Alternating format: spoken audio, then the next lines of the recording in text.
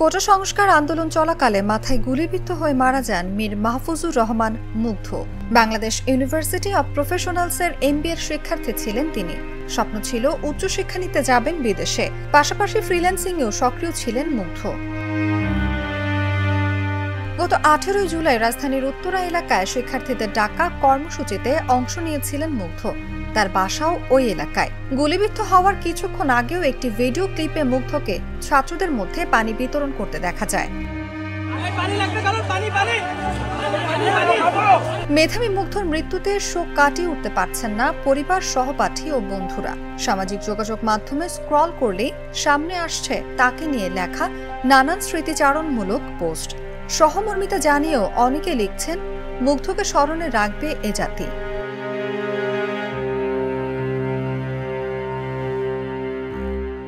সবকিছু ছাপিয়ে এখন আলোচনায় মুগ্ধর ফ্রিল্যান্সিং দক্ষতা। একটি ফ্রিল্যান্স প্ল্যাটফর্মে তার আইডির স্ক্রিনশট শেয়ার দিয়ে সাফল্য নিয়ে বিস্ময় প্রকাশ করছেন অনেকে। ওই আইডিতে দেখা যাচ্ছে মুগ্ধর কাজে খুশি হয়ে 1088 জন ক্লায়েন্ট রিভিউ দিয়েছেন। তার ওভারঅল রেটিং 5।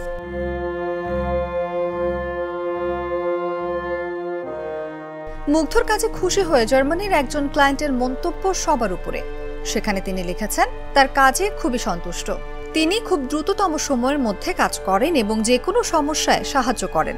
সত্যিই তার কাজ থেকে কাজ করিয়ে নেওয়ার জন্য সুপারিশ করছি, ধন্যবাদ।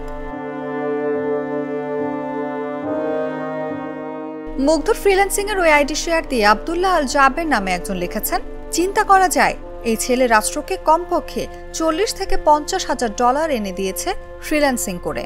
যারা ফ্রিল্যান্সিং করে তারা জানে 5 রেটিংটা আসলে কি, তাও আবার 1088 রিভিউ ধরে রাখা কত চ্যালেঞ্জিং বিষয়।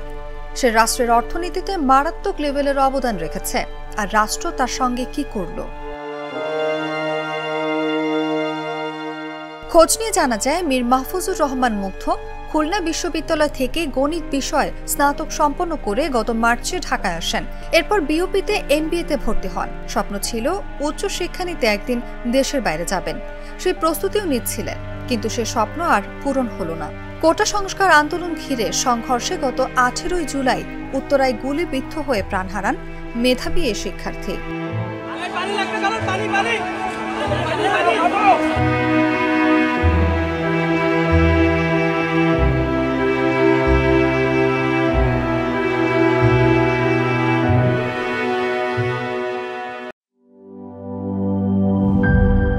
Shea butter ও ভিটামিন E সমৃদ্ধ lily glam beauty soap. Lily, always beautiful.